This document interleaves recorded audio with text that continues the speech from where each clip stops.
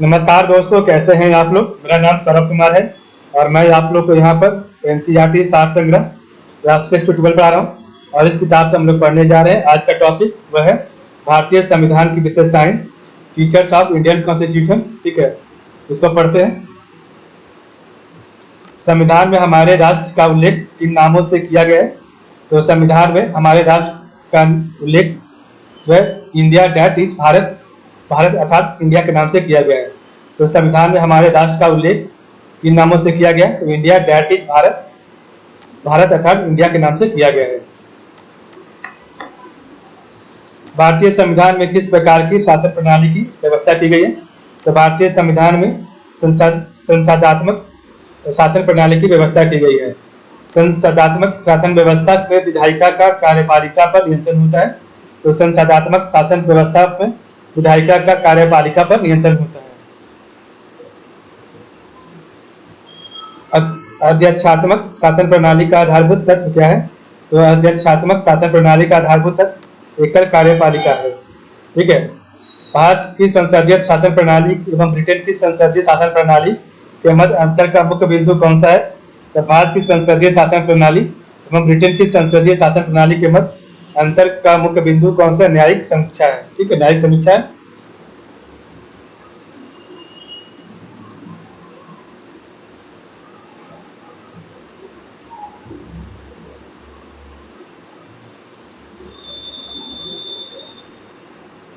भारत का संविधान परिसंघीय है।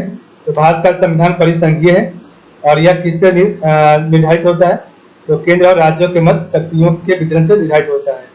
तो भारत का संविधान परिसंघीय है और यह किससे निर्धारित होता है? तो केंद्र और राज्यों के मध्य शक्तियों के वितरण से होता है। नीति निर्देशक तत्वों तथा मूल अधिकारों को संविधान की आत्मा, कॉन्साइंस ऑफ द कॉन्स्टिट्यूशन, किसने कहा है? तो नीति निर्देशक तत्वों तथा मूल अधिकारों को संविधान की आत्मा, conscience of the constitution, Granville Austin ने कहा है। ठीक है, मूल संविधान में कुल कितने अनुच्छेद और कितनी अनुसूचियां थी? तो मूल संविधान में कुल 395 अनुच्छेद और 8 अनुसूचियां थी। सर्वप्रथम कांग्रेस के किस अधिवेशन में जन मन गण गाया गया था? तो सर्वप्रथम कांग्रेस के किस अधिवेशन में जन मन गण गाया गया था? तो कलकत्ता अधिवेशन वर्ष 1911 में गाया गया था। राष्ट्रगान नेशनल एंथम के गायन का मानक समय कितना है? तो राष्ट्रगान नेशनल एंथम के गायन का मानक समय 52 सेकेंड है। भारतीय संविधान की जटिलता के कारण इसे वकीलों का स्वर्ग, लॉयर्स पैराडाइज कहा जाता है। तो भारतीय संविधान की जटिलता के कारण इसे वकीलों का स्वर्ग, लॉयर पैराडाइज कहा जाता है।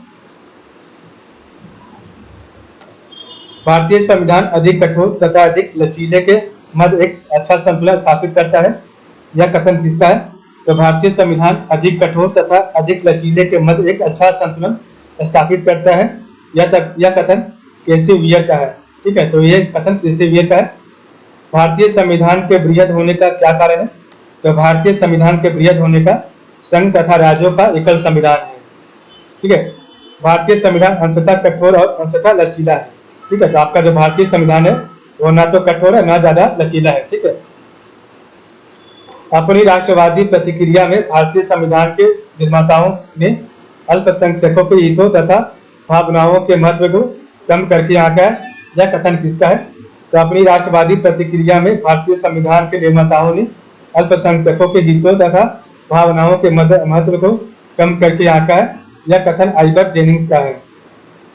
भारत अर्धसंघात्मक राज्य है। भारत अर्धसंघात्मक राज्य है। यह किसने कहा है? तो केसी वियर ने कहा है। ठीक है, भारत में राजनीतिक सत्ता का प्रमुख स्रोत कौन है? तो भारत में राजनीतिक सत्ता का प्रमुख स्रोत जनता है। कोई भी संविधान कितना भी अच्छा क्यों ना हो, यदि उसे क्रियान्वित करने वाले बुरे व्यक्ति हैं तो संविधान भी बुरा हो जाएगा। यह कथन डॉक्टर भीमराव अंबेडकर का है।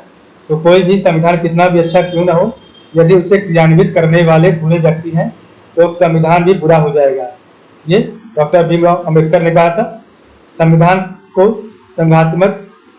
संघात्मकता के तंग ढांचे में नहीं ढाला गया है। तो संविधान को संघात्मकता के संघ ढांचे में नहीं ढाला गया है, ये डॉक्टर भीमराव अंबेडकर ने कहा है।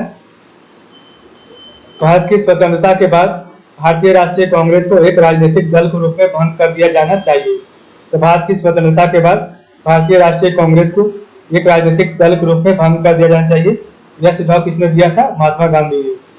भारतीय संघवाद को सहकारी संघवाद कोऑपरेटिव फेडरेशन किसने कहा है? तो भारतीय संघवाद को सहकारी संघवाद जी ऑस्टिन ने कहा है। अध्यक्षात्मक शासन प्रणाली में कार्यपालिका की समस्त शक्तियां किसमें निहित होती है? तो अध्यक्षात्मक शासन प्रणाली में कार्यपालिका की समस्त शक्तियां राष्ट्रपति में निहित होती है। मौलाना अबुल कलाम आजाद ने संविधान सभा में वयस्क मताधिकार एडल्ट फ्रेंचाइज को 15 वर्ष के लिए स्थापित करने की बात की थी। तो मौलाना अबुल कलाम आजाद ने संविधान सभा में वयस्क मताधिकार एडल्ट फ्रेंचाइजेस को 15 वर्ष के लिए स्थापित करने की बात कही थी। भारत की राष्ट्रीय पशु नेशनल एनिमल कौन सी है? तो भारत की राष्ट्रीय पशु बाघ है। भारत का राष्ट्रीय पुष्प नेशनल फ्लावर कमल है। भारत का राष्ट्रीय पक्षी नेशनल बर्ड मोर है। और भारत के राष्ट्रीय ध्वज इंडियन नेशनल फ्लैग इस चक्र में तिलियां स्पोक्स कितनी है? 24 है। ठीक है।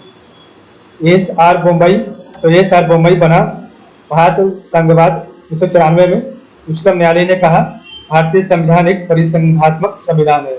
तो एस.आर. बोम्बई बना भारत संघवाद 1994 में। उच्चतम न्यायालय ने कहा भारतीय संविधान एक परिसंघात्मक संविधान है। इस प्रकार हमारा चैप्टर यहाँ समाप्त होता है। तो आज के लिए बस इतना ही। आप लोग का बहुत बहुत धन्यवाद।